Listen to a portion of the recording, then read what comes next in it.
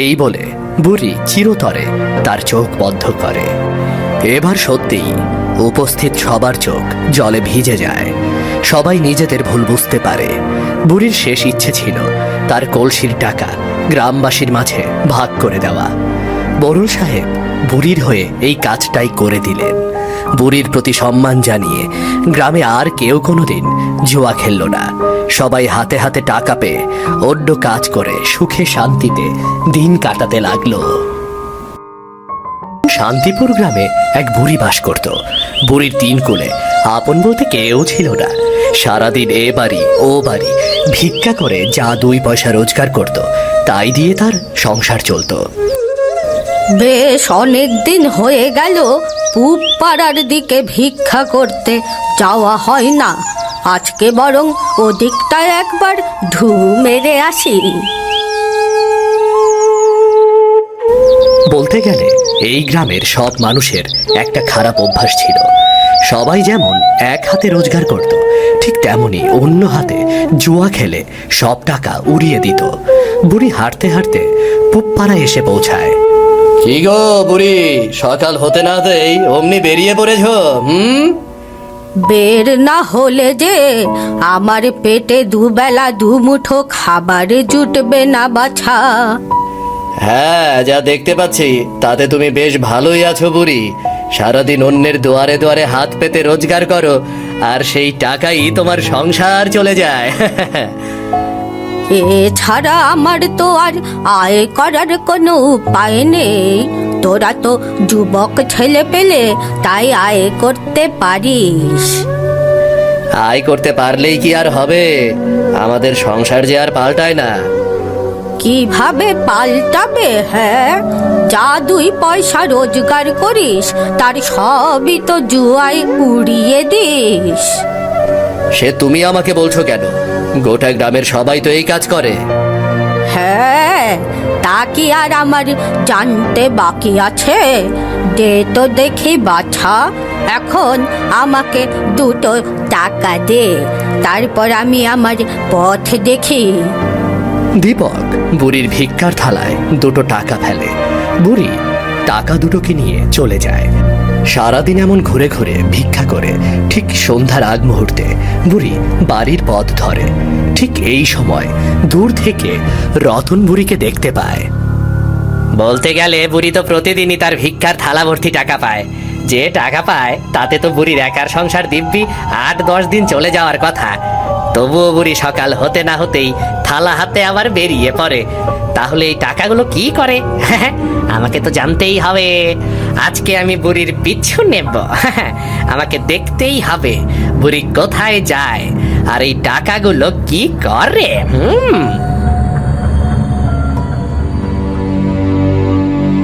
যেমন বলা তেমন কাজ। রতন বুড়ির পিছু নিতে নিতে তার বাড়ি এসে পৌঁছায়। বুড়ি তার ঘরে ঢুকে গেলে রতন ঘরের জানালা দিয়ে সাবধানে তাকিয়ে থাকে। এ কি সর্বনেশে কাণ্ড! এ আমি কি দেখতে পাচ্ছি? বুড়ি মাটির নিচ থেকে এত বড় একটা কলসি তুলে আনলো। তার মানে নিশ্চয়ই কলসির ভেতরে ভিক্ষার টাকা ঝুবিয়ে রেখেছে। এতদিনে ভিক্ষার টাকা জমাতে জমাতে কলসিটা একেবারে ভরে উঠেছে। এই দিলাম আজকের সব টাকা কলসির ভিতরে ঢেলে, কাল সকাল সকাল আবার বেরিয়ে পড়তে হবে। এ কি কাণ্ড! বুড়ির পিছু পিছু না এলে আমি তো এর কিছুই জানতে পারতাম না। বুড়ি তার ভিক্ষার একটা টাকাও না খেয়ে সব কলসিতে জমা রাখে, কিন্তু কার জন্য রাখে? কার জন্য রাখতে পারে? কে রে ওখানে? সন্ধ্যার আবছা অন্ধকারে হঠাৎ বুড়ি একটা কিছু অনুমান করে চিৎকার করে ওঠে। সাথে সাথে রতন জানালার বাইরে থেকে ছুটে পালায়। চোরে ছ্যাচরে গ্রামটা একেবারে ভরে গেছে। এর আগে তো হতচ্ছাড়াগুলো শুধু জুয়া খেলতো, এখন মনে হচ্ছে চুরি করা শুরু করবে। আমাকে আরো সাবধান হয়ে থাকতে হবে।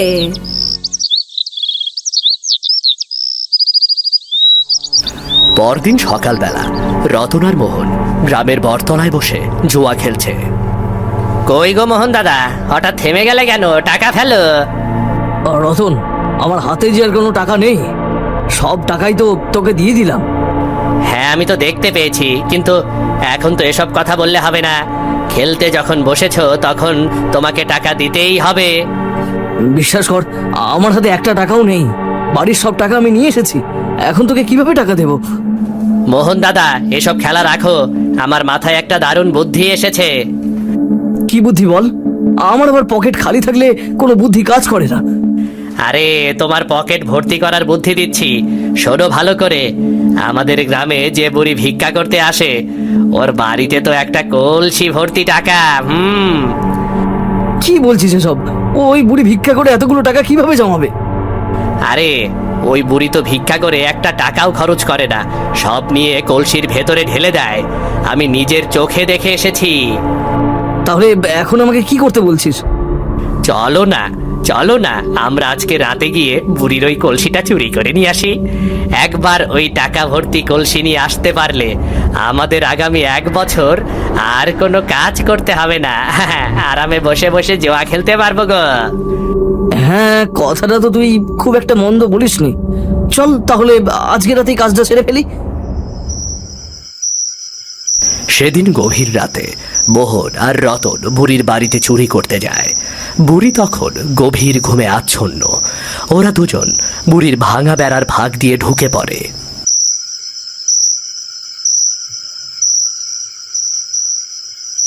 কই রে রতন, কোথাও তো বুড়ির সেই কলসি দেখতে পাচ্ছি না। আমিও তো কিছু বুঝতে পারছি না। গতদিন তো আমি এখানেই দেখতে পেয়েছিলাম। তুই নিশ্চয়ই ভুল কিছু দেখেছিস। তোর কথাই আমার এখানে আসাটাই ভুল হয়েছে। আরে দাদা, তুমি রাগ করছো কেন? বিশ্বাস করো, আমি সত্যি সত্যি দেখতে পেয়েছিলাম বুড়ির 1 কলসি টাকা আছে। তোর মাথাটা খারাপ হয়ে গেছে রতন। বুড়ি ভিক্ষা করে, আর ভিক্ষা করে এতগুলো টাকা জমানোটা কি সম্ভব? বিশ্বাস করো দাদা। হয়েছে, এখন তাড়াতাড়ি বাড়িতে চল, তা না হলে বুড়ি ঘুম থেকে উঠে পড়বে, আর আমাদের দেখে ফেললে একেবারে সর্বনাশ হয়ে যাবে।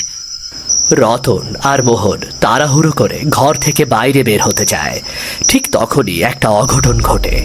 রতনের পায়ের সাথে ধাক্কা লেগে একটা কলসি মাটিতে পড়ে যায়। আবছা অন্ধকারে মোহন তাকিয়ে দেখে সেই কলসি থেকে বেশ কিছু টাকা বেরিয়ে এসেছে। দাদা, তুমি আমার কথায় বিশ্বাস করলে না তো? এবার দেখো, এই সেই কলসি। এটার কথাই আমি তোমাকে বলেছিলাম। কে রে? কোন মুখ পোড়ার দল এত রাতে আমার ঘরে এসে ঢুকেছে? আজকে তোদের পিঠে আমি আমার এই লাঠি ভাঙবো। হ্যাঁ, রতন, আজকে এই আর কলসি নিয়ে কাজ নেই, চল তাড়াতাড়ি এখান থেকে পালাই। এই বলে কোনো মতে বেড়ার ভাগ দিয়ে বাইরে বের হয়ে এসে রতন আর মোহন ছুটে ওখান থেকে পালিয়ে যায়। হাঁপাতে হাঁপাতে তারা বেশ কিছুটা দূরে এসে দাঁড়িয়ে পড়ে। রতন, তুই তো একদম সত্যি কথাই বলেছিলি। ওই কলসটা তো একেবারে টাকায় পরিপূর্ণ হয়ে আছে। তুমি তো আমার কথায় বিশ্বাস করলে না, এবারে দেখেছো তো। এই কলসিকে আমি এত সহজে ছেড়ে দিচ্ছি না। কালকে রাতে আমরা আবার যাব, যে করেই হোক এই কলসি আমার চাই চাই। হ্যাঁ,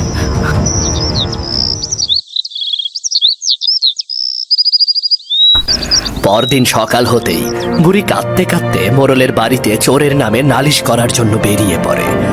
পথে দেখা হয় অনিতার সাথে। কি গো বুড়িমা, আজকে তুমি এত সকাল সকাল খালি হাতে বের হয়েছো যে? তোমার হাতের সেই ভিক্ষার থালা কোথায়? ভিক্ষা করার জন্য বের হইনি রে বাছা, যাচ্ছি মোড়ল সাহেবের কাছে নালিশ করতে। নালিশ করতে? কি বলছো বুড়িমা? কার নামে নালিশ করতে যাচ্ছ?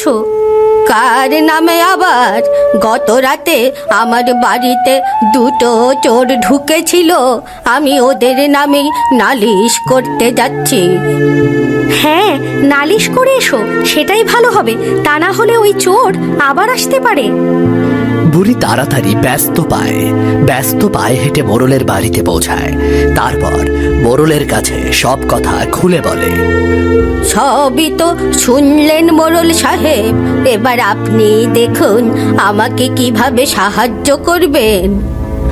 বুঝলাম বুড়ি, তোমার ঘরের ওপর গ্রামের চোরদের নজর পড়েছে। গত রাতে যখন আমার বাড়ি থেকে চুরি করতে পারেনি, তার মানে আজকে আবার আসবে? ঠিক কোন দুজন তোমার বাড়িতে চুরি করতে এসেছিল এটা কি তুমি বলতে পারবে বুড়ি? পারবো না কেন, খুব পারবো। ওরা যখন আমার বাড়ি থেকে ছুটে বাইরে বেরিয়ে যাচ্ছিল, তখন আমি ওদের মুখ দেখতে পেয়েছি। ওদের ভেতর একজন হলো রতন আর বাকিজন হলো মোহন। ঠিক আছে, তুমি কিছুক্ষণ এখানে অপেক্ষা করো, আমি ওদের দুজনকে ডেকে পাঠাচ্ছি।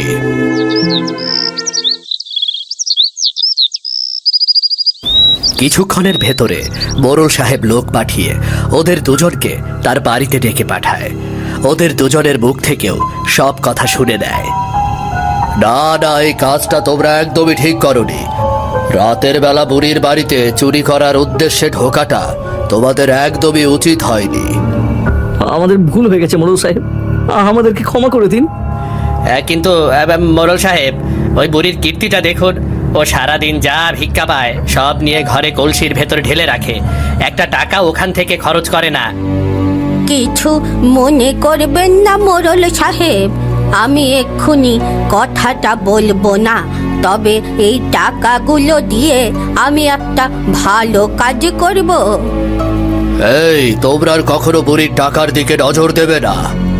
তাহলে মোড়ল সাহেব, আপনিও বুড়িকে বলে দিন যে ঘরে এক কলসি টাকা থাকার পরেও সে যেন আর ভিক্ষা না করতে আসে। হ্যাঁ বুড়ি, তোমার ঘরে তো এক কলসি টাকা আছে, ওই টাকা দিয়েই তো তুমি তোমার বাকি জীবন কাটিয়ে দিতে পারবে। মোড়ল সাহেব, আপনার সাথে আমার কিছু কথা আছে, ওদের সামনে না, বরং আমি আপনাকে একা কথাটা বলতে চাই। ঠিক আছে, বলো বুড়ি, তুমি আমাকে কি বলবে বলো। বুড়ি এবার আস্তে আস্তে ফিস ফিস করে মোড়ল সাহেবকে কিছু একটা বলে। সব শুনে কিছুক্ষণ মোড়ল চুপচাপ থাকে, তারপর বলে, এই তোমরা এখন বাড়িতে ফিরে যাও, আর কোনোদিন বুড়িকে উত্ত্যক্ত করবে না, চুরি করার জন্য তার বাড়িতে ঢুকবে না। আচ্ছা ঠিক আছে মোড়ল সাহেব, আমরা কোনোদিনও আর বুড়ির বাড়িতে ঢুকবো না। কিন্তু মোড়ল সাহেব, তাহলে বুড়ি কি এখন থেকে আর ভিক্ষা করতে আসবে না? বুড়িও আগের মতোই ভিক্ষা করতে যাবে, আর তার ঘরের কলসি ভর্তি টাকাও থাকবে, শুধু তোমরা সেদিকে তাকাবে না, তা না হলে কিন্তু ঠিক আছে মোড়ল সাহেব, আমরা আর বুড়ির বাড়ির ত্রিসীমানায় ভেতরেও যাব না, কোনোদিনও না।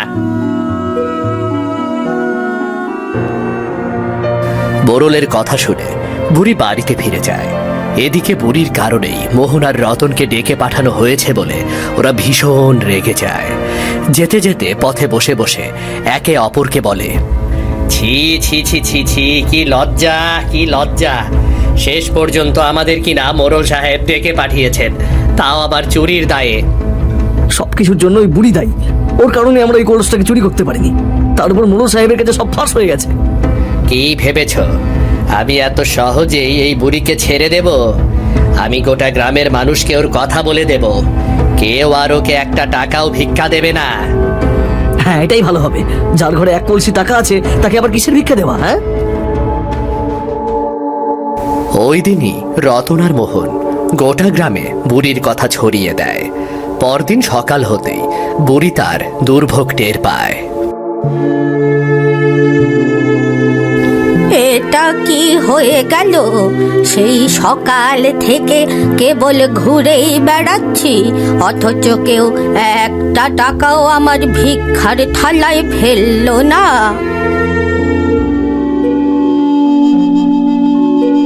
এ কি বুড়ি, তুমি এখনো দুপুরের রোদে ভিক্ষে করার জন্য এদিক ওদিক ছোটাছুটি করছো? কি করব বল, এই দুপুর পর্যন্ত ছুটতেও তো একটা টাকা ভিক্ষা পেলাম না। তুই আমাকে 2 টাকা দিয়ে যা তো। না গো বুড়ি, তোমাকে আমি কোনো টাকা ভিক্ষে দিতে পারবো না, নিষেধ আছে। কি বলছিস রে? আমাকে ভিক্ষা দিতে তোকে কেউ নিষেধ করেছে?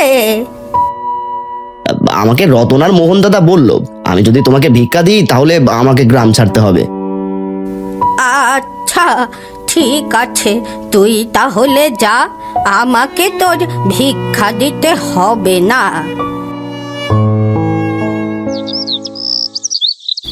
এরপর এক এক করে কেটে যায় বেশ কিছুদিন।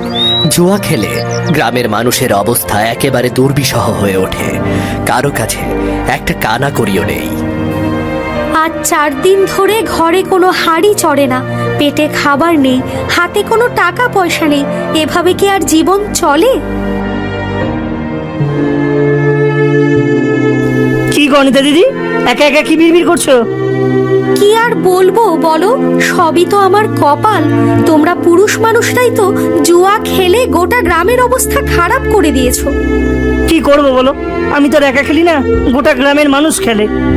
এই কারণেই তো হঠাৎ করে গ্রামের সব মানুষের হাত থেকে সব টাকা পয়সা চলে গেছে। এদিকে মোড়ল সাহেবের কাছ থেকেও কোনো সাহায্য পাওয়া যাচ্ছে না। কি যে বিপদে আছি তা তো খালি আমি জানি। এদিকে ভিক্ষা করতে না পেরে ক্ষুধায় রাগে দুঃখে বুড়ি বিছানায় অসুস্থ হয়ে পড়ে থাকে। খবর পেয়ে গ্রামের সব লোক যখন বুড়িকে দেখতে আসে, তখন বুড়ির অবস্থা খুবই খারাপ। এই কে আছো? তাড়াতাড়ি গ্রামের মোড়ল সাহেবকে একবার ডেকে নিয়ে এসো। হ্যাঁ, তাড়াতাড়ি যাও, মনে হচ্ছে বুড়ি মার বাঁচবে না, তাড়াতাড়ি যাও।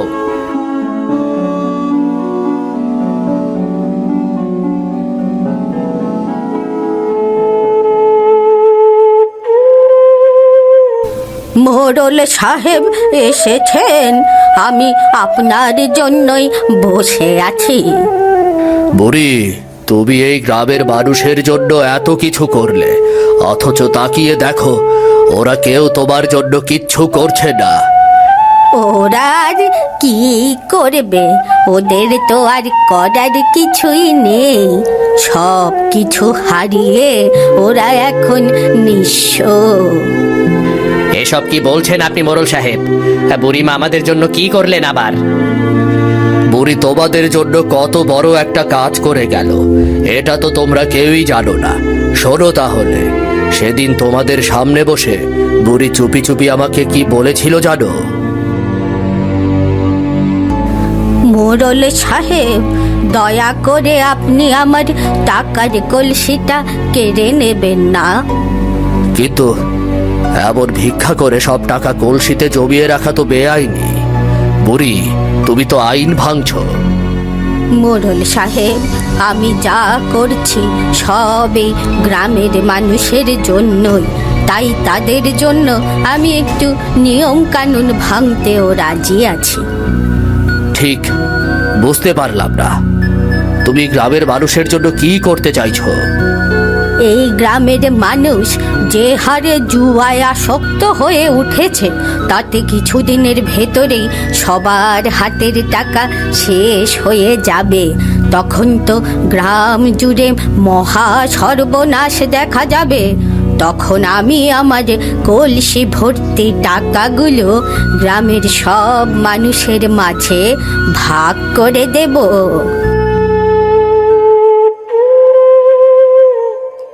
এবার আমি বুঝতে পেরেছি, ঠিক এই কারণে বুড়ি তার ভিক্ষার একটা টাকাও নষ্ট করেনি। নিজে না খেয়েও সব ভিক্ষা টাকা কলসিতে জমা করে রেখেছে। আর আমরা কি না এই বুড়ি মায়ের সাথে এতটা খারাপ করেছি? ছি, ভাবতেও তো এখন আমাদের উপর নিজেদের ওপর লজ্জা হচ্ছে। বুড়িমা, তোমার কিচ্ছু হবে না, আমরা গোটা গ্রামের মানুষ মিলে তোমাকে এই অসুস্থতা থেকে ভালো করে তুলবো। আমার সময় ফুরিয়ে এসেছে বাছা, আমি আর বাঁচব না, আমাকে যেতে হবে। আমি চলে গেলে মোড়ল সাহেব আমার কলসির সব টাকা তোমাদের ভেতরে ভাগ করে দেবেন। এই বলে বুড়ি চিরতরে তার চোখ বন্ধ করে। এবার সত্যিই উপস্থিত সবার চোখ জলে ভিজে যায়। সবাই নিজেদের ভুল বুঝতে পারে। বুড়ির শেষ ইচ্ছে ছিল তার কলসির টাকা গ্রামবাসীর মাঝে ভাগ করে দেওয়া। মোড়ল সাহেব বুড়ির হয়ে এই কাজটাই করে দিলেন। বুড়ির প্রতি সম্মান জানিয়ে গ্রামে আর কেউ কোনোদিন জুয়া খেলল না। সবাই হাতে হাতে টাকা পেয়ে অন্য কাজ করে সুখে শান্তিতে দিন কাটাতে লাগলো।